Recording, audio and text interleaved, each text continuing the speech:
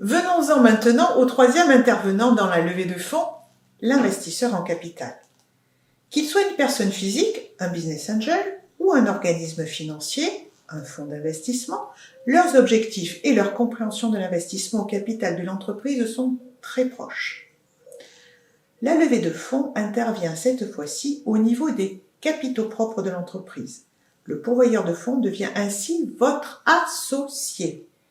Il partage pour un temps plus ou moins long, en général autour de 5 ans, l'histoire de l'entreprise, ses succès et ses échecs. Il dispose de droits de vote à l'Assemblée générale des actionnaires et bénéficie en général de pouvoirs de décision plus étendus dans le cadre d'un pacte d'actionnaires. Il faut bien comprendre une chose, l'investisseur en entrant dans votre capital prend le risque de perdre sa mise si l'entreprise ne réussit pas son projet. L'investisseur attend donc une rémunération élevée puisque sa prise de risque est élevée. Cette rémunération a 2 composantes.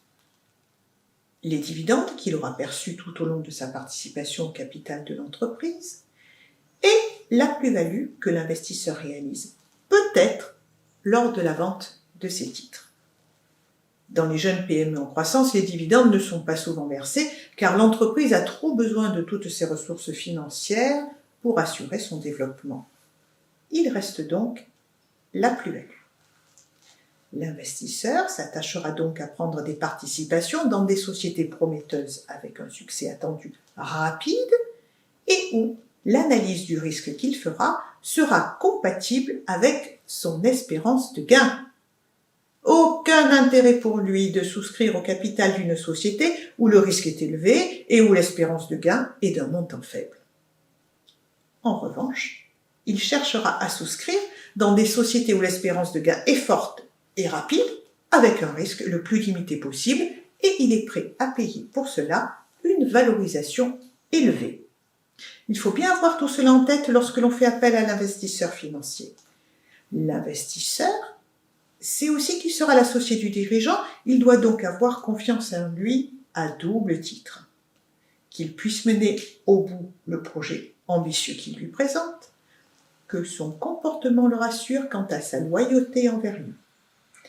Une troisième raison apparaît de plus en plus, il faut que le projet corresponde aux valeurs éthiques de l'investisseur, par exemple en ce qui concerne le développement durable.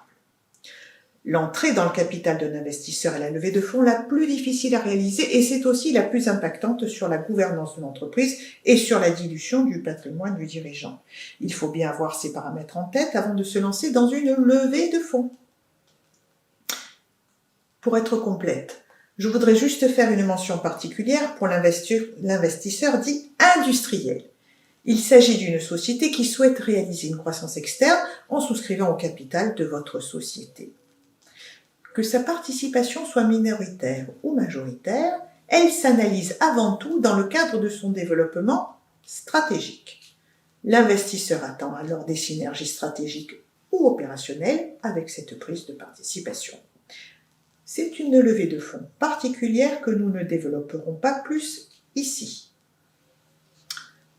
Enfin, à l'inverse du banquier, l'investisseur finance avant tout le développement de l'entreprise et ses besoins immatériels, c'est-à-dire la recherche et le développement, le temps entre les recrutements et la valeur ajoutée créée par eux, le temps du cycle d'exploitation, c'est-à-dire le besoin en fonds de roulement. L'investisseur est assis aux côtés de l'entrepreneur pour réaliser des acquisitions de sociétés et favoriser ainsi le développement par croissance externe. Tout au long de sa participation au capital, l'investisseur intervient ainsi en tant que conseil, plus ou moins actif selon le cas, et apporte son réseau et son carnet d'adresses.